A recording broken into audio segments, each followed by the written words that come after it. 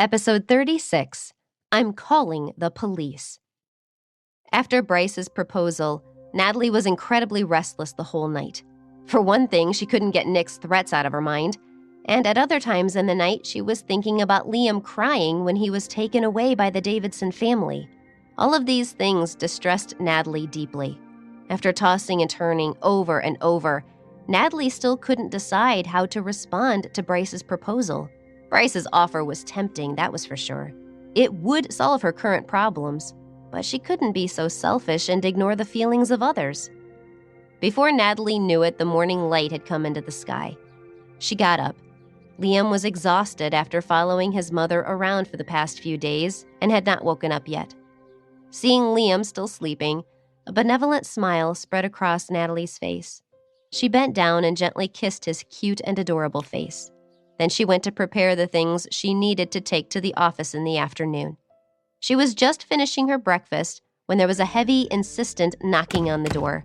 Last night, when Bryce came over, he had been a gentleman and pressed the doorbell. This time, Natalie had a gut feeling that the people hammering on her door had come with bad intentions.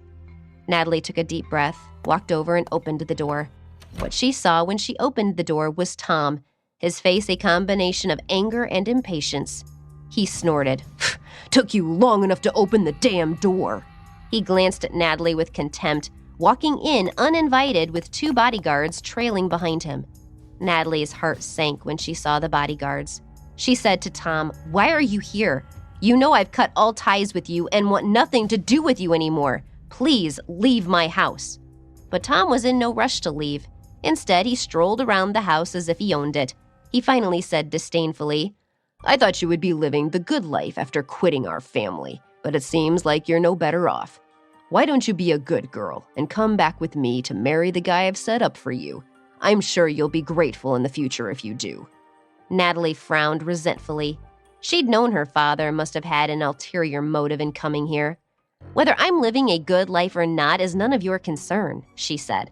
"I had cut all ties with the family the day you threw me out of the house 5 years ago." Tom's fury was evident on his face. He glared at his daughters, spitting out, "What? You think you have a backbone now and can be independent?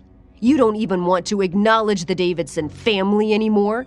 Would I have kicked you out back then if you hadn't shamed the family so badly?" Natalie's expression changed slightly as her heart ached for a moment. If her father knew the truth about what had happened, would he forgive her? But she knew at the same time that she was probably being too naive. She had always been the expendable one in the Davidson family, so why would Tom believe her even if he heard the truth? But maybe it was still worth trying? Just as she was about to explain what happened 5 years ago, Tom continued, "Even if you wanted to come back to the family now, there's no way we'd support a freeloader. So I'll give you one more chance. Will you marry the man that I have chosen for you?" "What if I say no?" Natalie asked, stubbornly refusing to bow down to him. Tom scowled and gave the two bodyguards a discreet sign unseen by Natalie. He said, "Whether you are willing to marry this man or not, Natalie, the truth is that I was just being polite when I asked you. The reality is that I'll be making the decision for you." Before Natalie could react, the two bodyguards swept past her, heading straight for the bedroom. She realized their target was Liam. She gripped the door handle tight and said, "This is my private property and you are intruding. If you take another step, I'm calling the police." Tom had been prepared for this. He snorted dismissively. "I suggest you save your breath. Liam has suffered a lot while he's been staying with you. As his grandfather, I am here to protect him from that suffering. And once you have done your duty, I will of course send him to a good place."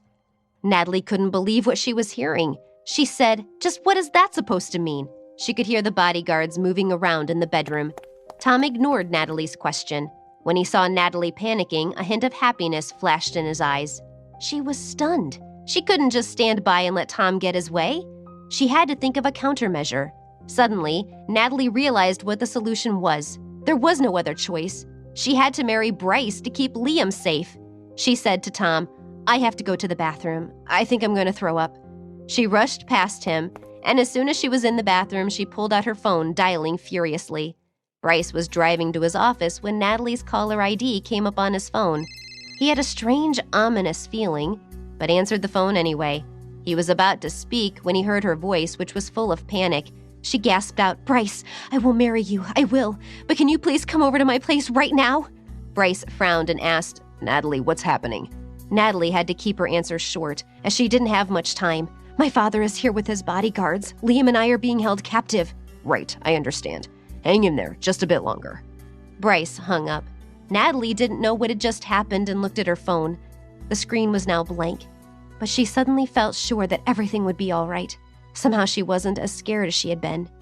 Natalie went back to the living room and was shocked to see Liam sitting on the sofa crying. He looked helplessly at Natalie. Her heart ached seeing this. She was about to go to Liam's side, but the two bodyguards stopped her.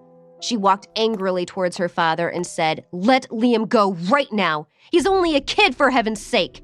Tom's smile was vicious. He clearly couldn't care less how frightened and sad Liam was. Tom said, "I already told you. If you just do what I ask, Liam won't be harmed." Seeing Liam's hopeless condition, she finally broke down and yelled at Tom, "You heartless man! How can you treat your own grandson like this?" Natalie, overwrought, felt she had to act quickly. She shoved the bodyguard aside, catching him by surprise, and was about to make a break for the door. At that moment, the doorbell rang. The three men looked at each other, unsure about who was outside. Tom's expression changed. He gritted his teeth and barked at one of the bodyguards, "Open the door." When the door opened, two cops were standing outside. Before Tom could react, the two cops showed their badges and IDs. The older of them said, "We're here because someone called the police and said that someone was trespassing." The cop looked at Liam and then at the bodyguards before saying, "Please don't cause any trouble. We need you to cooperate with our investigation."